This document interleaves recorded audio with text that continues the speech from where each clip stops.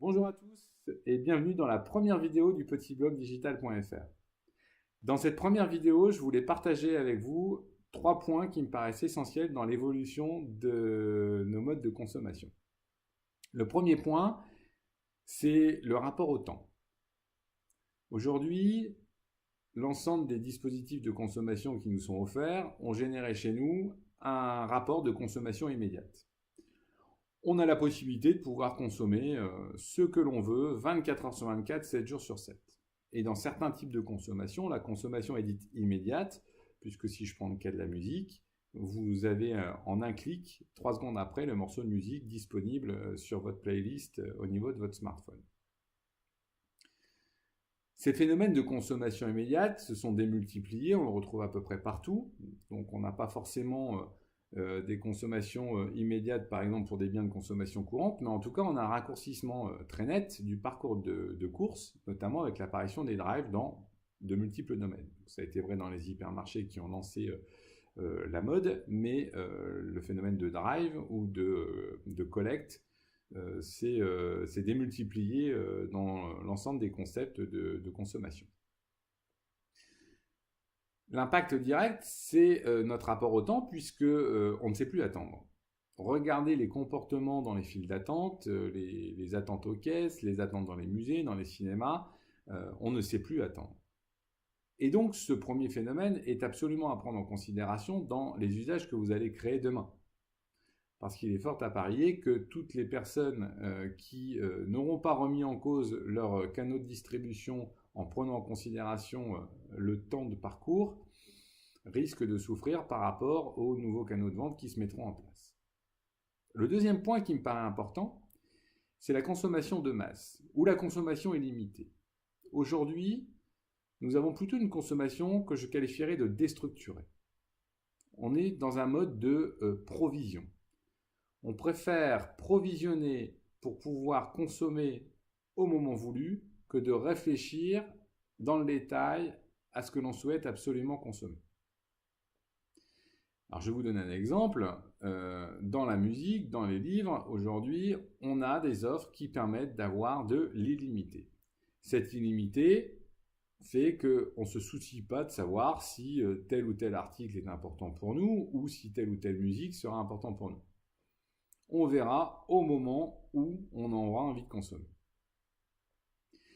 L'effet de bord de cette consommation de masse, c'est souvent une consommation qui en plus est éphémère, c'est-à-dire qu'on se lasse très vite.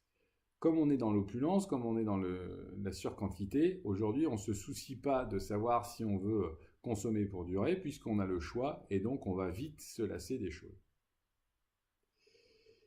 L'effet qu'il peut y avoir aussi sur cette consommation dite éphémère, c'est l'impact qu'il pourrait y avoir sur le prix. Puisque si on provisionne pour consommer de manière rapide et éphémère, vous imaginez que la volonté d'investir dans un prix important sera très limitée. On souhaitera un prix adapté sur un mode dit jetable. Alors bien entendu, les deux phénomènes dont on vient de parler, donc le rapport au temps et la consommation de masse, ne sont pas vrais pour l'ensemble des produits. On retrouve ces phénomènes sur des produits de consommation courante et plutôt des produits faibles en termes de coût d'achat.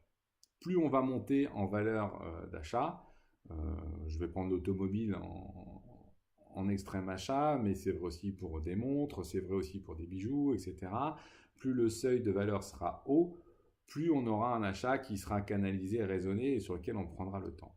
Mais il faut savoir que le seuil de valeur est en train de monter sérieusement pour les consommations et les offres se démultiplient aussi sur ces biens.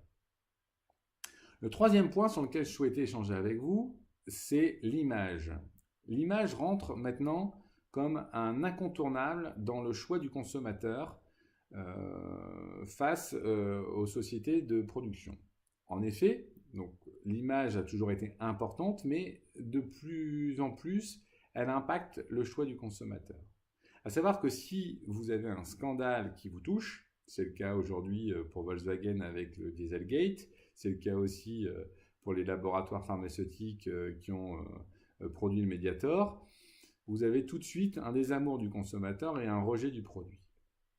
Alors, vous allez dire, attention à l'image, donc. vous avez tous travaillé déjà sur votre réputation, etc., etc. Moi, je pense qu'on peut en faire une force.